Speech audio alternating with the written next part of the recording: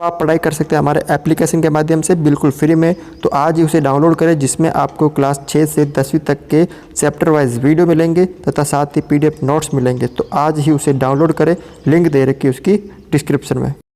देखो, आज की जो क्लास है वो है आपके यहाँ पर कक्षा 8 है। ठीक है, कौन सी क्लास है? क्लास 8 है। एक चर वाले रैखिक समीकरण और प्रश्नमाला 2 है, उसके उदाहरण है कि जो उदाहरण नंबर 9 है वो यहाँ पे आपको दे रखा है कि यदि 11 के 3 लगातार गुणजों का योग, जो 11 है उसके 3 लगातार गुणजों का जो योग है वो 363 है, तो उन्हें ज्ञात कीजिए। अब यहाँ पे देखो, जो 11 है, जैसे 11 का पहाड़ा लिखेंगे, उसके 3 लगातार गुणज, जैसे 11, उसके बाद 22, 33, 44। तो ये जो 11 है इसके लगातार गुणज है 3। अब जैसे ये 11 है, ये अगले 22 कब आएंगे? जब 11 में मैं 11 जोड़ूंगा तब। 33 कब आएंगे? जब 11 में मैं 22 जोड़ूंगा तब। 44 कब आएंगे? जब 11 में मैं 33 जोड़ूंगा तब। यानी इसको x मान लिया, इसको x प्लस 11, इसको x प्लस 22, इसको x प्लस 33, इस तरह। ठीक है ना, इस तरह ये होता है यहाँ पे। तो जो यहाँ पे आपको दे रखा है ये वाला कि 11 के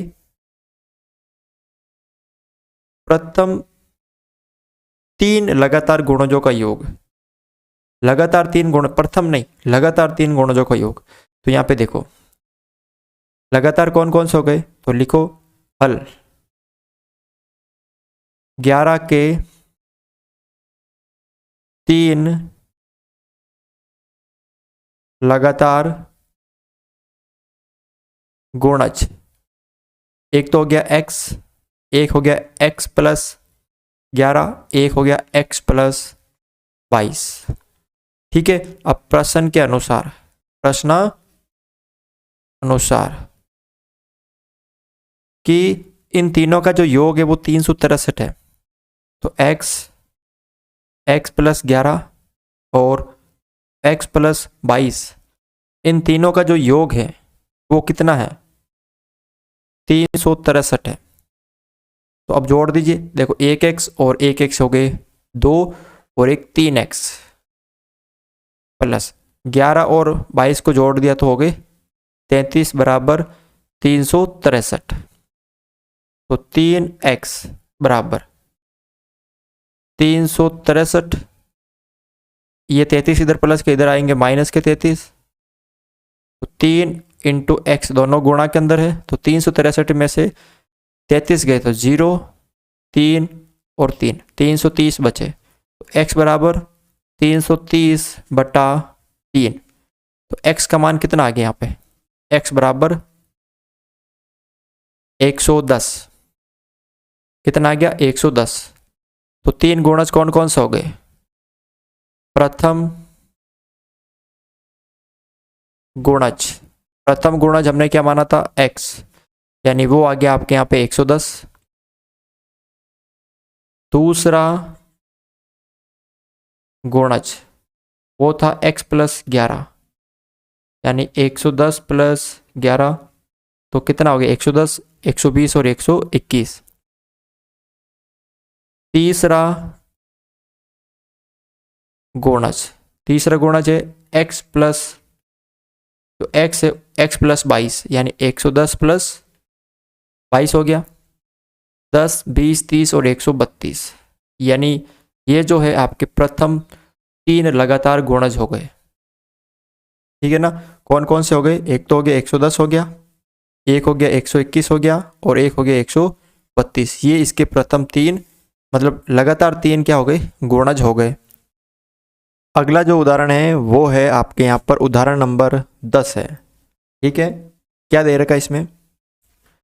तो वो पहले इसको देखो कि दो पूर्ण संख्याओं का जो अंतर है वो कितना दे रखा है? 67 दे रखा है। ठीक है, और उनमें 2:5 का अनुपात है, तो वह संख्या ज्ञात करनी है। 2 संख्या दे रखी है, उन दोनों का अंतर है, यानी एक संख्या में से दूसरी संख्या माइनस करेंगे तो वो 67 के बराबर है। तो आपको उनका अनुपात दे रखा है, तो यहाँ पे हल। ठीक है, तो अब यहाँ पे देखो पहली संख्या ले लेते हम, पहली संख्या। तो यहाँ पे अनुपात के रूप में ना, तो मैंने क्या बताया था, जब भी आपको अनुपात में दे दे तो उसके पीछे क्या लगा दो, x लगा दो। तो 2 के पीछे क्या लगा दिया मैंने, x लगा दिया। और दूसरी संख्या, दूसरी संख्या कितनी है 5, उसके पीछे भी क्या लगा दो, x लगा दो। यानी 2 संख्या है, पहली संख्या 2x हो गई और दूसरी हो गई 5x हो गई। ठीक है, और इन दोनों का जो अंतर है, यानी प्रश्नानुसार कि इन दोनों का जो अंतर है, यानी बड़ी संख्या में से जब छोटी संख्या माइनस करते हैं तो उनका अंतर 67 है। यानी 5x में से 2x माइनस करेंगे तो वो 67 प्राप्त होगा। 5x में से 2x गए तो 3x बचे, बराबर 67। x बराबर कितना बचा यहाँ पे, 67/3 आ गए यहाँ पे भाग में, तो x बराबर 22। कितना आ गया यहाँ पे, x बराबर 22 आ गया।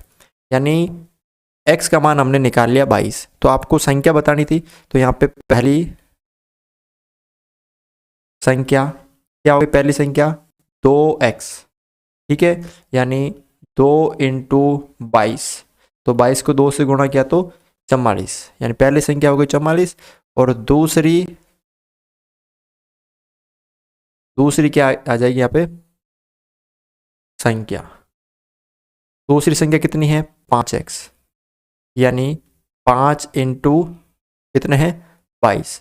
22 को 5 से करेंगे तो कितना आ जाएगा 110। तो यहाँ पे पहली जो संख्या प्राप्त हो गई वो कितनी प्राप्त हो गई आपको यहाँ पे 44, और जो दूसरी संख्या प्राप्त हो गई वो कितनी हो गई 110। ठीक है, तो इस तरह से आप ये क्वेश्चन सरल कर सकते हो। क्वेश्चन नंबर 11 है यहाँ पर, देवेशी के पास, जो देवेशी है उसके पास 50 रुपये, 20 रुपये और 10 रुपये वाले कुल मिलाकर 25 नोट है। यानी 50 रुपये, 20 रुपये और 10 रुपये वाले कुल कितने नोट हैं, 25 नोट हैं, जिनका मूल्य टोटल है 590 रुपये। अगर इन सब का योग करें तो 590 रुपये बनते हैं।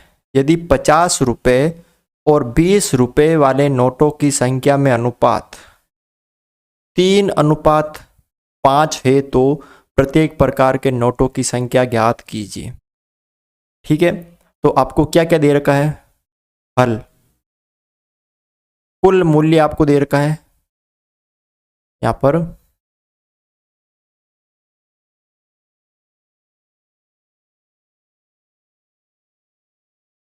कुल यहाँ पे कुल नोटों का मूल्य आपको दे रखा है 590 रुपये। अब यहाँ पे 50 रुपये के और 20 रुपये के अनुपात में दे रखे हैं, और कुल नोटों की संख्या कितनी है, कुल कितने नोट है, तो कुल है 25 नोट। ठीक है, कुल है 25 नोट है। अब यहाँ पे 50 रुपये के नोटों की संख्या यानी 50 रुपये के नोटों का अनुपात दे रखा 3, तो इसके पीछे क्या लगा दो, 3x लगा दो। और उसके बाद 20 रुपये के नोटों की संख्या, वो कितने अनुपात में 5, यानी 5x हो गए। ये 50 रुपये के नोट की संख्या है, ये 20 रुपये के नोट की संख्या है। तो 10 रुपये के नोटों की संख्या, टोटल नोट 25 है।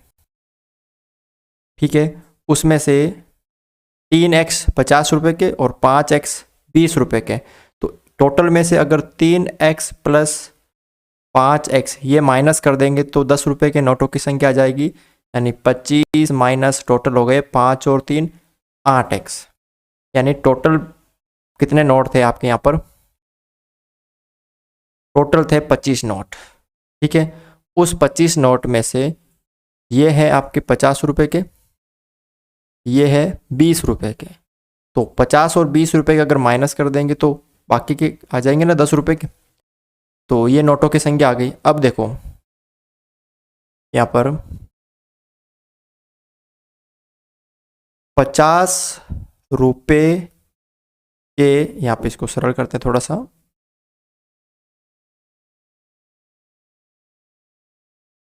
50 रुपए के नोटों का कुल मूल्य, यानी 50 रुपए के नोटों का कुल कितना मूल्य है, कितने नोट है 50 रुपए के, 3x नोट है। यानी यहाँ पे कुछ भी हो सकता है, चाहे 5 या 10 15 नोट। तो उसको अगर हम 50 से गुणा करेंगे तो टोटल मूल्य आ जाएगा ना, यानी 150x। इतना टोटल किसका है, 150 रुपए के नोटों का मूल्य है। 20 रुपए के नोटों का कुल मूल्य, 20 रुपए के कुल कितने नोट है, तो 20 रुपए के देखो आप यहाँ पे 5x नोट है, और 20 से गुणा कर दो 100x रुपए, कितने रुपए हो जाएंगे, 100x रुपए हो जाएंगे। और 10 रुपए के नोटों का कुल मूल्य, 10 रुपए के कितने नोट है टोटल, 25 माइनस 8x है ना टोटल, ये इतने नोट है 25 माइनस 8x। उसको अगर हम 10 से गुणा कर देंगे तो 10 को 25 से किया तो 250, और 10 को 8 से x से किया तो माइनस के 80x। ये इतने रुपए किसके हैं, 10 रुपए के नोट है। अब ये 50 रुपए के इतने रुपए हैं, 20 रुपए के इतने रुपए हैं, और 10 रुपए के इतने रुपए, और टोटल कितने रुपए हैं, टोटल है 590 रुपए। यानी इन सब का योग किसके बराबर होगा, 590 के बराबर होगा ना, क्योंकि इन सब से मिलकर ही तो क्या बने हैं, 590 बने हैं। अब आप यहाँ पे देखो कि 150x plus 100x plus 250 plus 80 minus के 80x माइनस के 80x, इन सब का योग कितना है, 590 रुपये तो है। अब 150x 100x कितना हो गए, 250x, और माइनस के 80x, तो ये 590 है, 590 इधर है, और ये 250 इधर प्लस के थे, इधर आ गए माइनस के 250। तो इधर कितने बचे, देखो 250 में से 80 गए हैं तो 0 में से 0 गया, 15 में से 8 गए तो 7, और उसके बाद 170x, और 590 में से 250 के तो 0 4, और देखो 340। अब यहाँ पे करो इसको सरल, x बराबर 340 बटा 170, ये गुणा में थे ना, ये भाग में आ गए तो 70 दूना 34, 0 से 0 कट गया और 2 बार, यानी x बराबर कितना आ गया यहाँ पे 2 आ गया। यानी आपने जो x का मान है वो कितना निकाल लिया, 2 निकाल लिया। अब आपको क्या करना है, यहाँ पे क्या पूछा, प्रत्येक प्रकार के नोटों की संख्या बताओ, प्रत्येक प्रकार के नोटों की संख्या ज्ञात कीजिए। तो देखो 50 रुपए के नोटों की संख्या तो मैं यहाँ पे कर लेता हूँ, ये आपको नीचे करना है। 50 रुपए के नोटों की संख्या कितनी है, 3x, और x का मान हमने कितना निकाला था 2, तो 3 × 2 बराबर 6 नोट, कितने नोट, 6 नोट। 20 रुपए के नोटों की संख्या, 20 रुपए के कितने हैं यहाँ पे, तो वो है आपके यहाँ पर 5x, यानी 5 × 2 बराबर 10 नोट। और 10 रुपए के नोट कितने हैं, 10 रुपए के नोटों की संख्या वो है 25 माइनस, देखो 25 नोट टोटल है, उसमें से ये कितने हो गए, 16 हो गए ना, 10 और 6, 50 रुपए के 6 और 20 रुपए के 10, तो 16 नोट हो गए। 25 में से 16 गए तो कितने बचेंगे यहाँ पे, 5 और 4 9 नोट। यानी देखो टोटल 9 नोट हो गए 10 रुपये के, 20 रुपये के हो गए 10 नोट और 50 रुपये के हो गए कितने नोट, 6 नोट। ठीक है ना। तो इस तरह से आपको ये क्वेश्चन को सरल करना है। तो आज के वीडियो में बस इतना ही था। अगर आपको ये वीडियो अच्छा लगा तो इस वीडियो को लाइक ज़रूर करें, चैनल पर नए हो तो चैनल को सब्सक्राइब ज़रूर करें।